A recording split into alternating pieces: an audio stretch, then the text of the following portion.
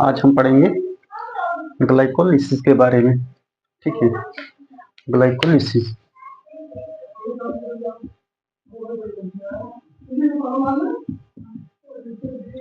ठीक है, glycolysis. Glycolysis का मकसद क्या है हमारी बॉडी के अंदर। ठीक है, ग्लाइकोलिसिस का प्रोसेस क्या है वो हम पढ़ेंगे आज। हमने अगर हम शुरुआत में देखेंगे ना कि हमने जो सीरीज स्टार्ट की है, सबसे पहले हमने देखा था व्हाट इज सेल। ठीक है, सेल क्या है अकॉर्डिंग टू बायोलॉजी।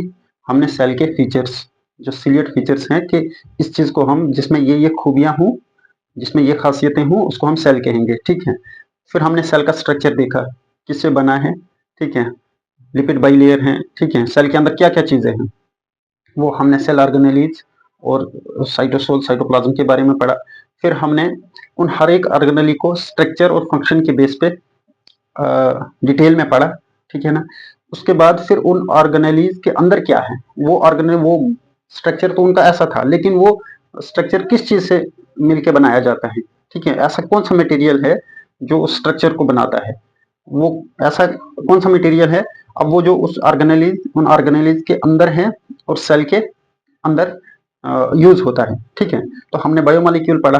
ठीक है, जैसे लिपिड बाइलेयर तो फैटी एसिड्स की बनी हुई, तो हमने फैटी एसिड्स को देखा लिपिड्स में।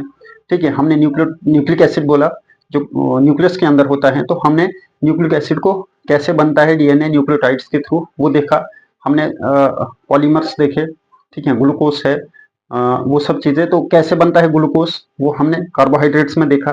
ठीक है, तो ये सब चीजें अब सेल से सेल ऑर्गेनेलीज तक। ठीक है, फिर स्ट्रक्चर फंक्शन से लेकर उनके मटेरियल तक, मतलब बायोमोलिक्यूल्स। अब इन सब चीज को जोड़ के बना के हमारी बॉडी के अंदर मकसद होता है कि वो शेप भी दे बॉडी को, इनका मकसद होता है। और फिर एनर्जी प्रोवाइड करे। ठीक है, एनर्जी प्रोवाइड करे बॉडी को, ताकि वो अपनी सर्वाइवल को मेंटेन रखे, वो ऑर्गेनिज्म अपने लाइफ को, ठीक है, कंटिन्यू करे। और ये होता है अब उन मकसद, उन उन बायोमोलिक्यूल्स का, कि वो अपना स्ट्रक्चर मेंटेन रखे और फिर अपने थ्रू फंक्शन करके ऑर्गेनिज्म को एनर्जी दे दे। ठीक है, तो ये अब वो एनर्जी कैसे मिलती है एक ऑर्गेनिज्म को, अब वो एनर्जी कैसे मिलती है, कैसे बनती है बॉडी के अंदर, उसको उसको हम आज पढ़ने जा रहे हैं। वो कौन कौन से प्रोसेस हैं जिसकी वजह से हमारी बॉडी में एनर्जी बनती है। ठीक है, तो सबसे पहले, इससे पहले एक चीज को समझना है कि ये जो हमारी बॉडी के अंदर एनर्जी होती है, ठीक है, जिस पे पूरा कारोमदार है हमारी बॉडी के अंदर का। जैसे अगर हम फिजिकल वर्ल्ड में देखेंगे तो सबसे बड़ा अहम चीज है यहाँ पे माने रखता है, या जिसको आप कहेंगे ये बैकबोन है लाइफ की एक्टिविटीज का, वो है करेंसी। ठीक है, पैसे। पैसा होगा तो आपके सब काम चलेंगे। अगर पैसा बंद हो जाए तो आपका कुछ काम भी चलने वाला नहीं होगा। सेम केस है हमारी बॉडी के अंदर। तो पैसा अब क्या है, फिजिकल वर्ल्ड में एक बहुत बड़ी ताकत रखता है। ठीक है, मतलब जितना ज्यादा पैसा आपका, उतनी ज्यादा ताकत, उतनी एनर्जी है आपके पास काम कराने की, आगे बढ़ने की। सेम केस है हमारी बॉडी के अंदर। जो करेंसी है, जो पैसे का काम करती है, जो एनर्जी है, ठीक है, वो होती है, वो किस फॉर्म में होती है, वो कौन सी करेंसी है, उसको कहते हैं एटीपी। एटीपी, ठीक है, ये एटीपी क्या है, इसको कहा जाता है energy currency of the cell. या ठीक है, सेल के अंदर एनर्जी, ये करेंसी का काम करते हैं, मतलब पैसे का काम करते हैं ये एटीपी। अब इसको क्या कहते हैं, इस एनर्जी को, सेल के अंदर की करेंसी को एटीपी। जहां पे भी आपने, जो कोई काम नहीं करता है उसको एटीपी दे दो, वो काम करना स्टार्ट कर लेगा। ठीक है, जहां पे भी आपको ज्यादा एनर्जी चाहिए, एटीपी ज्यादा खर्च कर लो, आपको उतनी एनर्जी मिल जाएगी। सेम कैसे, अब एनर्जी, इसको एटीपी को क्या कहते हैं, energy currency of the cell. Energy currency of the cell. ठीक है, एटीपी को कहते हैं, एटीपी क्या है, energy currency of the cell.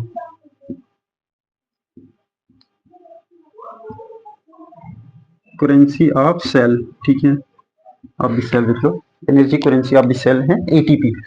अब यही एटीपी हम बनाने जा रहे हैं, ठीक है। अब ऐसे कौन कौन से प्रोसेस है हमारी बॉडी के अंदर जिनसे हमें ये एटीपी मिलता है। एटीपी क्या है? एटीपी है एक एडेनिन बेस है जिसको हम एडिनोसिन कहते हैं, और वही 5 कार्बन शुगर है और 3 फॉस्फेट है, ठीक है, एटीपी। चलो हम इसको ये आ गया 5 कार्बन शुगर, लेकिन ये राइबोस वाला है, मतलब यहाँ पे भी OH, यहाँ पे भी OH, H, ठीक है, ये है एडिनिन बेस, ठीक है, ठीक है। और इसके इस साइड में क्या जुड़ता है? फॉस्फेट CH2, तो यहाँ पे फॉस्फेट, एक फॉस्फेट, ठीक है, दूसरा फॉस्फेट, फिर तीसरा फॉस्फेट। ये है structure, double bond O, single bond O, single bond O, single bond O, इस साइड के लिए भी O है। ये है एटीपी का स्ट्रक्चर, ठीक है, 3 फॉस्फेट है, ये राइबो शुगर है और एडिनोसिन बेस है, ठीक है। तो ये चीजें हमें बनानी है ताकि फिर ये जब जाता है इन फॉस्फेट्स में हाई अमाउंट में ऑफ एनर्जी होती है, तो बस इसके थ्रू, इन फॉस्फेट्स के थ्रू ये अपनी एनर्जी का काम करता है, ठीक है। वो आगे देखें, हम सिर्फ अभी देखेंगे ये एटीपी कैसे बनता है, ठीक है। हमारे बॉडी के अंदर ऐसे कौन कौन से प्रोसेस है जिससे हमारी एनर्जी बनती है बॉडी के अंदर।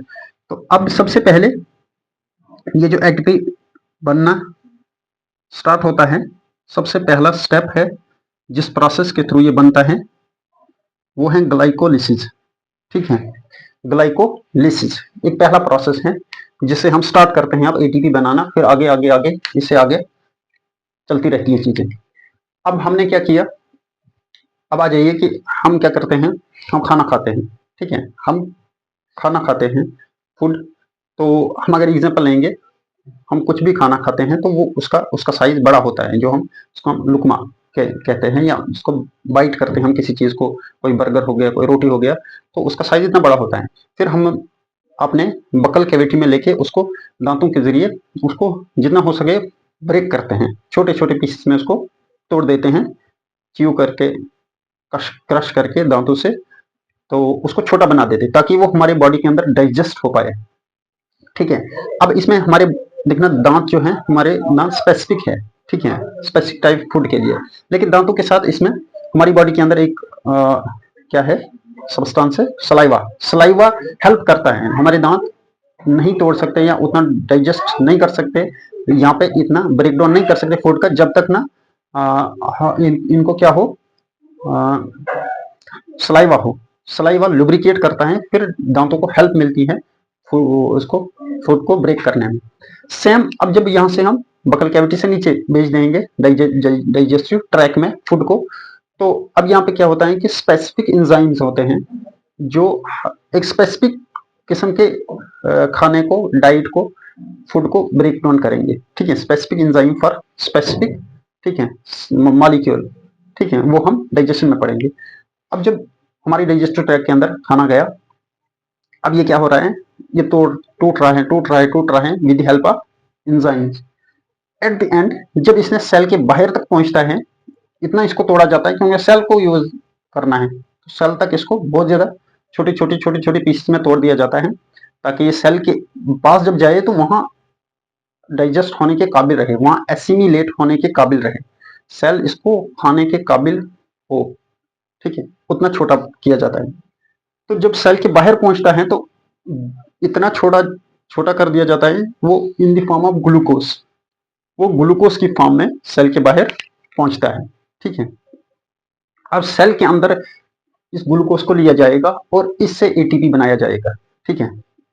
अब हम ये सेल जो है ब्लड के जरिए हमारे सेल्स, ये ग्लूकोज जो है ब्लड के जरिए हमारे सेल तक पहुंचा। अब सेल को एक्टिवेट करना है कि वो ग्लूकोज को अंदर ले ले और उसको ब्रेक करे, ठीक है, उससे हमें एटीपी दे दे। अब इसमें क्या है, सबसे पहले प्रोसेस चलेगा जब सेल ग्लूकोज तक पहुंचा, ग्लूकोज सेल के बाहर पहुंचा, फिर वाया फैसिलिटेटेड डिफ्यूजन या सिम्पोर्ट के जरिए इसको अंदर लिया जाता है, ठीक है। तो जब अंदर गया ग्लूकोज सेल के अंदर, अब इस ग्लूकोज को एक ग्लूकोज को मतलब 6 कार्बन मॉलिक्यूल जो होता है, एक ग्लूकोज मॉलिक्यूल 6 कार्बन का बना होता है। इस एक ग्लूकोज को तोड़ के एट द एंड हमें 2 पाइरुवेट में चाहिए होते हैं। तो ये सेल के अंदर ग्लूकोज, एक ग्लूकोज मॉलिक्यूल 2 मॉलिक्यूल ऑफ पाइरुवेट्स में टूटता है और साथ में हमें एनर्जी भी मिलती है। ठीक है, अब कैसे होता है, वो कैसे होता है, ये आ गया ग्लूकोज। ठीक है, सेल के बाहर ग्लूकोज है, तो C6 मतलब ये 6 कार्बन का ग्लूकोज है, 1 2, ये 1 2 3 4 5 और 6। ठीक है, वही है CH2OH, CH OH, CHOH, CHOH, CHOH, CH2, CHO। ठीक है, CHO। बस ये ग्लूकोज हमने डिटेल में पढ़ा है कार्बोहाइड्रेट्स में। ये 6 कार्बन का कंपाउंड है ग्लूकोज। अब ग्लूकोज जब सेल के बाहर गया, तो सेल के अंदर गया वाया फैसिलिटेटेड डिफ्यूजन। ठीक है, फैसिलिटेटेड डिफ्यूजन हमने मेम्ब्रेन ट्रांसपोर्ट में पढ़ा है कि एक्वस चैनल बनाए जाते हैं कि ग्लूकोज अंदर आ जाए, उसको फैसिलिटेट किया जाता है। अब अंदर एक एंजाइम होगा ग्लूकोज काइनेस, ग्लूकोकाइनेस। ये लीवर में होता है, लीवर में ही हमारा ज्यादातर ग्लूकोज स्टोर रहता है। ठीक है, तो लीवर में होगा तो इसको ग्लूकोकाइनेस एंजाइम कहेंगे, जो ग्लूकोज को ग्लूकोज 6 फास्फेट में कन्वर्ट कर देगा। मतलब इस ग्लूकोज के ऊपर एक फास्फेट लगा देगा ताकि अब सेल के अंदर डिफ्यूज होके आया ग्लूकोज, अब बाहर ना जाए। ठीक है, अब ग्लूकोज के ऊपर फास्फेट आ गया है, अब ये उस चैनल को क्रॉस नहीं कर सकता है ग्लूकोज। ठीक है, या हेक्सोकाइनेस जिसको कहते हैं, क्योंकि 6 कार्बन पे ये अटैक करता है। ठीक है, मतलब काम करता है। तो अब लेकिन ये ऐसा ही नहीं करेगा काम, ये फास्फेट जोड़ने का। इसको हमने कहना है, इसको हमने एनर्जी देनी है, तो हमने ये एटीपी लेगा हमसे, एडिनोसिन ट्राइफॉस्फेट, एक फास्फेट ये खा लेगा। ठीक है, तो हमें वापस दे देगा एडीपी। ठीक है, एडीपी हमें वापस देगा। तो इसने एनर्जी ली। अब याद रखना ग्लाइकोलिसिस में क्या होता है कि ये 5 जो स्टेप्स हैं, ठीक है, ये 5 स्टेप्स हैं, इनको कहते हैं हम प्रिपरेटरी फेज। इसको प्रिपेयर कर रहे हैं हम कि आगे जाके हमें इसका आउटपुट मिले। ठीक है, आगे जाके हमें ज्यादा एनर्जी मिले, इसका आउटपुट मिले, ताकि यहाँ से इधर से हम इसको यहीं से एनर्जी देते हैं, क्योंकि हमें हमारे मकसद है आगे जाके एनर्जी प्रोड्यूस करना कि यहाँ पे खर्च हो। ठीक है, लेकिन बाद में हमें अच्छा प्रोडक्ट मिले। तो इसको हमने दे दिया, इसको प्रिपेयर कर रहे हैं। तो फिर जब अगले के 5 स्टेप्स होंगे वो हमें वहां से एटीपी देंगे। ठीक है, तो उसको कहेंगे हम पे ऑफ फेज। अब जो हमने इसको प्रिपेयर किया था, इसने वो वहां से हमें पे कर दिया। ठीक है, ग्लूकोज ग्लूकोकाइनेस या हेक्सोकाइनेस की हेल्प से ग्लूकोज 6 फास्फेट में कन्वर्ट हुआ। ठीक है, अब देखना यहाँ से याद रखना, ये बहुत ही इंपॉर्टेंट है। हर छोटे से लेके बड़े exam, CSIR NET, GATE, TIFR, BARC, जो भी हो, आपको बहुत ज्यादा मतलब हर एक एग्जाम में क्वेश्चन पूछा जाएगा। तो ये इस प्रोसेस के जरिए, इन एंजाइम्स के जरिए याद रखना जरूरी है। पर ना अगर आप ऐसे ट्रिक्स से पढ़ाते हैं ना कुछ टीचर्स, तो वो ट्रिक्स से पढ़ाने का मतलब यह है कि जिस आप 11th में अगर पढ़ते हैं, तो 11th में अगर ये सिलेबस में है, तो ट्रिक से सिर्फ आप शीट पे लिखो और रट्टा मार के शीट पे लिखो बस, उसके अलावा कुछ नहीं पढ़ने वाला है। बस चांसेस है पास हो जाने के, उसके आगे कहीं फायदा भी नहीं है। और ऐसे पढ़ने का सिर्फ मतलब पेपर पास करना है, और वो भी सब्जेक्टिव पेपर। ठीक है, तो वो ऐसे भी पास हो जाएगा, आप जैसे भी उसको कर लेंगे। लेकिन अगर इसको पढ़ना है आपने अभी से, छोटे बेसिक से हम पढ़ रहे हैं, तो फिर आपको लाइफ टाइम में फायदा देगा कि वाकई में हमने ग्लाइकोलिसिस में कुछ पढ़ा था और अभी तक याद रहा। ट्रिक्स विक्स से कभी चीजें क्लियर नहीं होती है, इसलिए आपको यहाँ पे बहुत थोड़ा माइंड यूज करके इस चीज को समझना है, फिर इजी हो जाएगा। ग्लूकोज 6 फास्फेट, ग्लूकोज 6 फास्फेट पे एंजाइम एक आएगा, ये है एल्डिहाइड। ठीक है, ग्लूकोज 6 फास्फेट एल्डिहाइड है। अब ये फ्रुक्टोज, क्योंकि fructose C double bond O ketone group है उस पे, तो ये ग्लूकोज 6 फास्फेट फ्रुक्टोज 6 फास्फेट में चेंज होगा। और एंजाइम कौन आएगा, फॉस्फोग्लूकोआइसोमेरेज। ठीक है, एल्डिहाइड से कीटोन में चेंज करेगा, और ये इंटरकन्वर्टेबल होगा। ठीक है, ये बदल सकता है। ठीक है, तो इसमें क्या होगा कि ये आइसोमेरेज एंजाइम है जो इसको यहाँ ले आएगा, यहाँ से ये वापस भी जा सकता है। ठीक है, फ्रुक्टोज फॉस्फोग्लूकोआइसोमेरेज, ये एंजाइम याद रखना, याद रहेंगे तो बहुत ही अच्छा होगा, क्योंकि टफ भी नहीं है। यहाँ से हेक्सोकाइनेस 6 कार्बन पे अटैक किया उसने, ठीक है। फॉस्फेट है तो फॉस्फो ग्लूको आइसोमेरेज, इस ये इंटर कन्वर्टेबल हो सकते हैं एल्डिहाइड से कीटोन, कीटोन से एल्डिहाइड में, ठीक है। फिर आ गया फॉस्फो फ्रुक्टोज 6 फॉस्फेट के बाद आएगा फॉस्फो फ्रुक्टोकाइनेस एंजाइम, जो इसको फ्रुक्टोज 1,6 बिस फॉस्फेट में चेंज कर देगा, ठीक है। अब इस काइनेस का याद ही रखना, जहां पे भी काइनेस वर्ड आएगा ये फॉस्फेट ऐड करेगा, ठीक है। जहां पे भी काइनेस वर्ड आप देखेंगे तो मतलब इसने ये आया है फॉस्फेट ऐड करने। तो यहाँ पे फ्रुक्टोज 6 से 1,6 बिस फॉस्फेट, मतलब यहाँ पे एक और फॉस्फेट आया किस पोजीशन पे, कार्बन नंबर 1 पे एक और फॉस्फेट जोड़ा गया। तो वो किस किस एंजाइम ने जोड़ा, एक काइनेस वाले एंजाइम ने, जिसका नाम है फॉस्फोफ्रुक्टोकाइनेस, फॉस्फेट फ्रुक्टोज और काइनेस। ये सिंपल है, साइंटिस्ट ने इसी आसानी के लिए इनके आसान नाम दिए हैं। जो जो प्रोडक्ट में कन्वर्ट होते हैं वैसे ही सिमिलर नाम भी है। फॉस्फोफ्रुक्टोकाइनेस आ गया, काइनेस क्या मतलब कि इसने एक पोजीशन पे एक और फॉस्फेट ऐड किया, ठीक है। फिर ये भी 6 कार्बन कंपाउंड है, C6, ये भी है 6 कार्बन, ये भी C6 है, ये भी C6 है। अब ये फ्रुक्टोज 1,6 बिस फॉस्फेट जो है ये 6 कार्बन है, ये 6 कार्बन कंपाउंड है। ये यहाँ पे एक एल्डोस, ठीक है, ये एल्डोलेस एंजाइम आएगा, ये इसको तोड़ देगा 3-3 कार्बन में, ठीक है। और जब 3-3 कार्बन में तोड़ेगा तो ये कौन सा है, ये 3-3 कार्बन में तोड़ेगा, एक बनाएगा ग्लिसरल डिहाइड 3 फॉस्फेट और दूसरा बनाएगा डाइहाइड्रोक्सी एसीटोन फॉस्फेट, ठीक है। ग्लिसरल डिहाइड 3 फॉस्फेट और डाइहाइड्रोक्सी एसीटोन फॉस्फेट, ठीक है। इसमें ये कन्वर्ट कर देगा। यहाँ पे ये भी इंटर कन्वर्टेबल हो सकते हैं, ये इसमें बदल सकता है, ये भी इसमें बदल सकता है। और यहाँ पे जो एंजाइम आएगा, क्या उन्हें कि ये 3 कार्बन है, ये भी 3 कार्बन है, वो है triose phosphate isomerase, triose phosphate isomerase एक एंजाइम है जो इनको आपस में, ये ग्लिसरल्डिहाइड या डाइहाइड्रोक्सी एसीटोन में चेंज होगा, ये डाइहाइड्रोक्सी एसीटोन ग्लिसरल्डिहाइड 3 फॉस्फेट में चेंज हो सकता है। अब यहां तक ये थी प्रिपरेटरी फेज, ठीक है। याद रखना यहाँ पे इसने, यहाँ पे एटीपी फिर से खाता है ये, और एडीपी हमें देता है, ठीक है। यहाँ पे भी ये एटीपी खाता है और हमें एडीपी देता है, ठीक है। एक मिनट,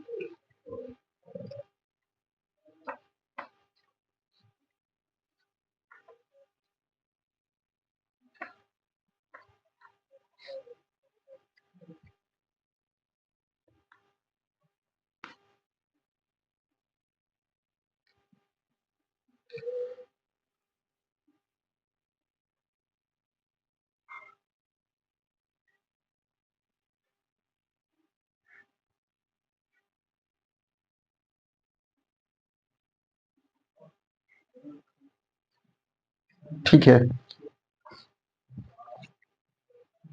ये क्या होता है, इसमें एक और एटीपी यहाँ पे लगता है, एक एटीपी यहाँ पे लगता है, मतलब इसको हमने 2 एटीपी दिए इसको प्रिपेयर करने के लिए इस प्रिपरेटरी फेज में, ठीक है। ये भी आप इसको कंफ्यूज नहीं होना, कहीं ये होगा कि ये भी इंटरकन्वर्टेबल हो सकते हैं, ठीक है। तो इनसे इनका ज्यादा नहीं है टेंशन। फिर आपने ये देखना है कि ये इरिवर्सिबल स्टेप है, जहाँ पे भी हमने रिवर्सिबल इरिवर्सिबल, मतलब ये अब कन्वर्ट नहीं होगा ग्लूकोज में, यानी कि एटीपी इसने यूज करके यहाँ पे ये काम किया। सेम यहाँ पे भी ये क्या करेगा, ये इरिवर्सिबल स्टेप है, ठीक है। ये अब दोबारा से ये वाला कंपाउंड में नहीं चेंज हो सकता। जब ये 5 स्टेप्स आ गए हमारे पास, तो अब प्रिपरेटरी फेज खत्म हो गया, अब ये हमें वहां से एनर्जी देगा। अब ये पे ऑफ फेज में गया, अगले 5 स्टेप्स। अगले 5 स्टेप्स में क्या होता है, ये जो ग्लिसरल्डिहाइड 3 फॉस्फेट हमारे पास था, ठीक है, इस पे एक एंजाइम आएगा ग्लिसरेट 3 फॉस्फो डिहाइड्रोजिनेस, ठीक है। वो क्या करेगा, इस ग्लिसरल्डिहाइड 3 फॉस्फेट को ग्लिसरल्डिहाइड बिसफॉस्फेट, ठीक है, 3 फॉस्फो ग्लिसरेट में कन्वर्ट कर देगा।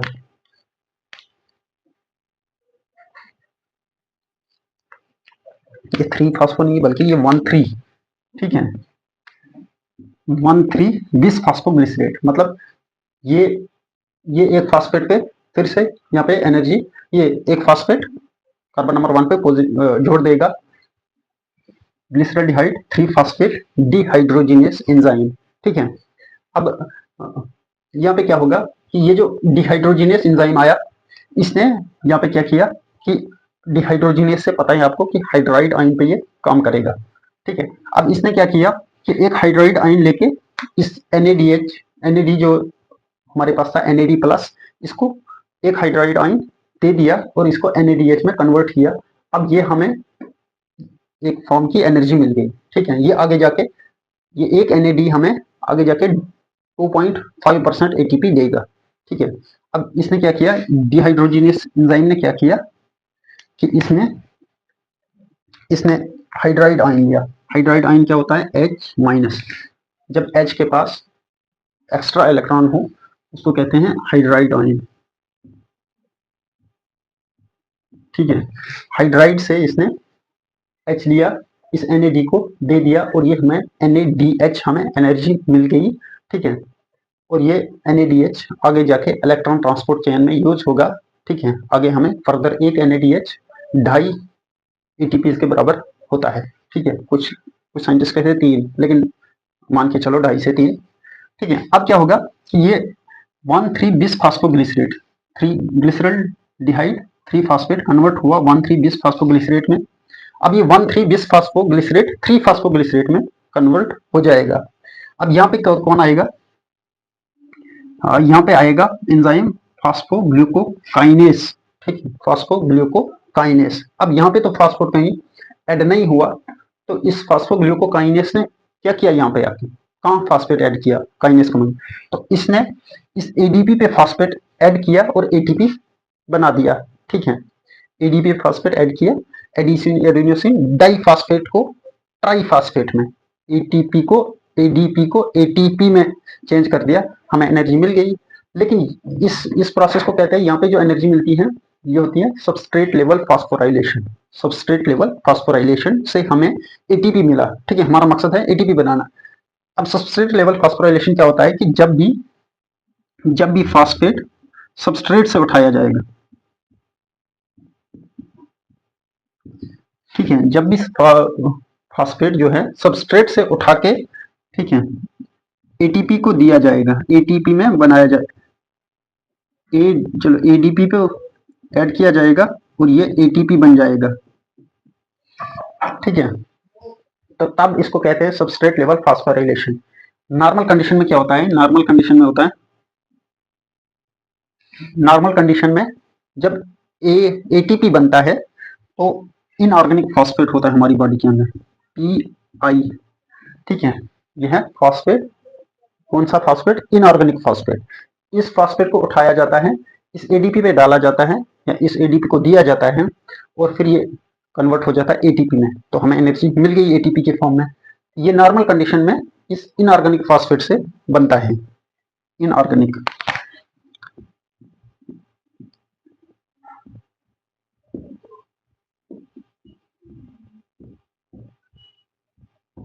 ठीक है, ये इनऑर्गेनिक फॉस्फेट है नॉर्मल कंडीशन में। लेकिन इस ग्लाइकोलाइसिस में, इस स्टेप में ये सबस्ट्रेट से उठाया जाता है। सबस्ट्रेट सपोज ये है, कोई ये कंपाउंड है CH2COH, ठीक है, CH, और यहाँ पे फॉस्फेट लगा हुआ है। ठीक है, तो इस फॉस्फेट को उठा के यहाँ पे लाया जाएगा, तो इसको कहते हैं सबस्ट्रेट से। ये सबस्ट्रेट था, इससे फॉस्फेट उठाया, इस ADP को कन्वर्ट कर दिया ATP में, वो फॉस्फेट देके, ये होता है सबस्ट्रेट लेवल फास्फोराइलेशन। कहाँ से लिया हमने फॉस्फेट, सबस्ट्रेट से। ठीक है, बस ये ऐसा होता है सबस्ट्रेट लेवल फास्फोराइलेशन। ठीक है, अब क्या है कि जब ये याद रखना, यहाँ फास्फोग्लूकोग्लिसरेट काइनेस, अब यहाँ पे भी एक काइनेस था। ठीक है, फास्फोफ्रुक्टोकाइनेस, क्या मैं कि यहाँ फ्रुक्टोज था तो फ्रुक्टोकाइनेस, यहाँ पे ग्लिसरेट है तो ग्लिसरेट काइनेस। ठीक है, ये इजी है याद रखना। उसके बाद आएगा फास्फोग्लिसरेट म्यूटेस, एक एंजाइम जो इसको 3 फास्फेट को 2 फास्फेट में कन्वर्ट कर देगा। फिर एक इनोलेस एंजाइम आएगा, ठीक है, जो इस 2 फास्फेट को फॉस्फो इनोलेस है तो इनोल पाइरुवेट में कन्वर्ट कर देगा। ठीक है, याद रखना ये Mg का इस्तेमाल करते हैं, इनको चाहिए मेटल आयन। ठीक है, Mg प्लस। ठीक है, Mg प्लस, ये एटीपी वाला भी यहाँ पे भी Mg प्लस, Mg प्लस का इस्तेमाल करते हैं। ठीक है, अब Mg प्लस का मतलब क्या है देखना, हम जब भी किसी चीज को जोड़ते हैं ना, तो हमें कोई चीज होती है जिसे हम होल्ड करके रखते हैं तब तक, जब तक कि इनको आपस में जोड़ा जाएगा। ठीक है, इसको जोड़ा जाएगा। सेम केस है, अब इन्होंने कुछ चीज कहीं जोड़ के नई चीज बनानी है। ठीक है, तो इनको ना वहां पकड़ने के लिए कोई चीज नहीं है कि वो कोई, किसी को हम बोलते हैं आप ऐसे पकड़ना जब तक मैं इसको जोड़ ना दूं। सेम अब यहाँ पे बॉडी के अंदर वो होल्ड करने के लिए कोई तीसरा बंदा चाहिए।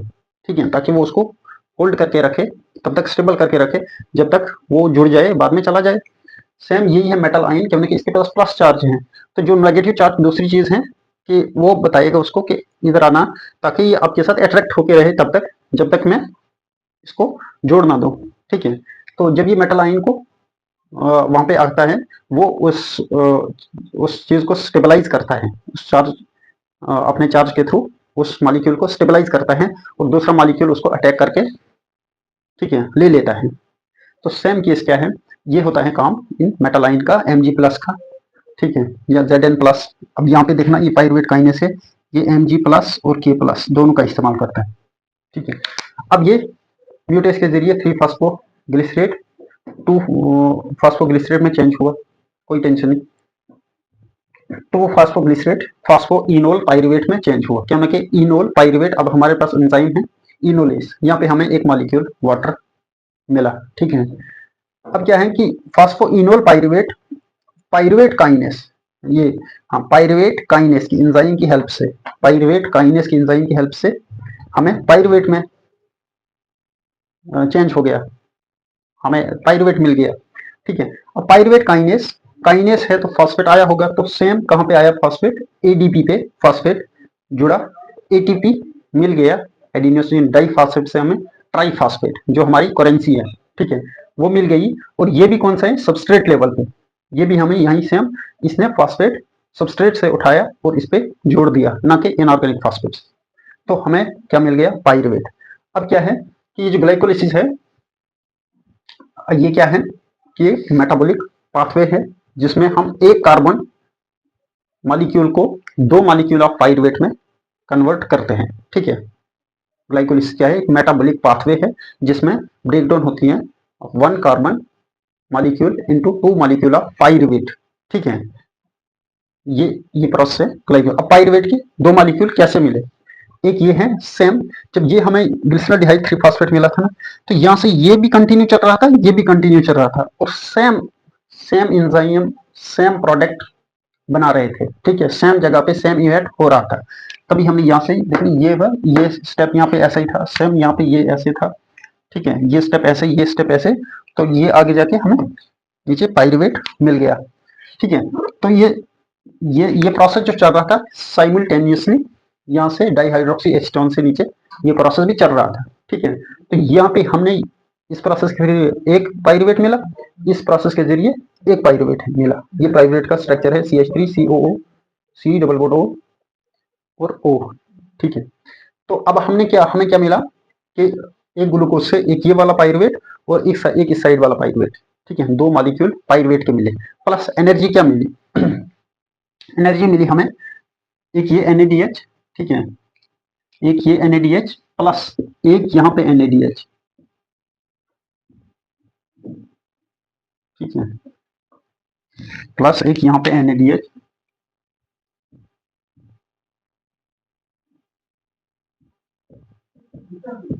Same same dehydrogenase glycerate phosphate, glycerate phospho dehydrogenase enzyme की हेल्प से हमें यहाँ पे भी NADH मिला।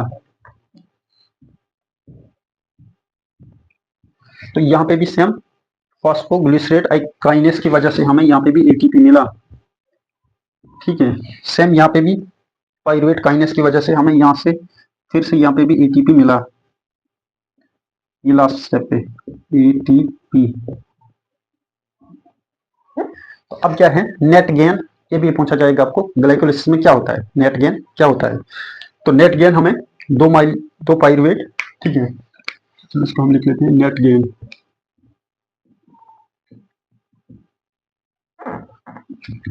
नेट गेन क्या मिला हमें, 2 पाइरुवेट, 2 पाइरुवेट मॉलिक्यूल, ठीक है, प्लस 2 NADH, ठीक है, प्लस 2 ATP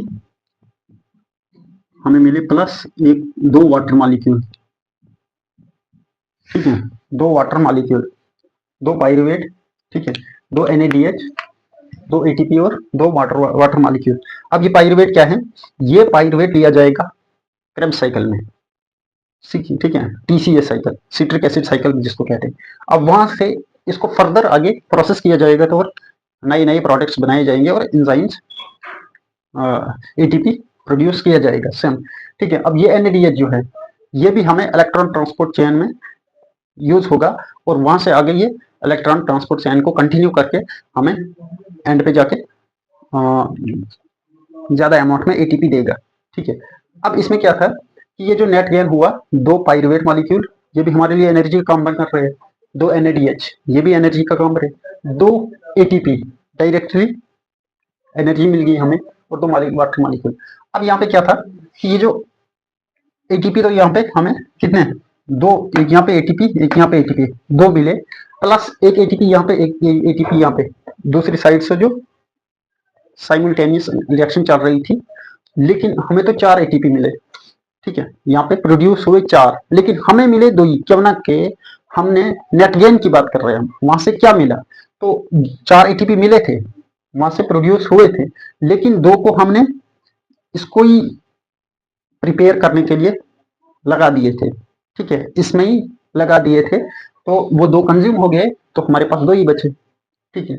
जब हम इसको प्रिपेयर कर रहे थे, सपोज आप प्रिपेयर कर रहे थे, आपने किसी से 2 ATP उधार लिए थे, ठीक है, जब कि हमें, जब ये ग्लाइकोलिसिस कंप्लीट होगा तो हम आपको वापस कर देंगे, तो जब आपके पास 4 ATP मिले तो 2 आपने वापस दे दिए उसको, ठीक है, तो अब उसने वो आपसे ले लिए, तो आपके पास क्या बचा, 2 पाइरुवेट, 2 NADH और 2 ही ATP, ठीक है, प्लस चलो H2O की वो नहीं है, हम एनर्जी की बात करेंगे, तो कहीं अगर आपको पूछा जाएगा तो यही है कि 2 पाइरुवेट, 2 NADH, 2 ATP भी इनफ है, तो H2O दिया होगा तो वो भी ठीक है, ठीक है।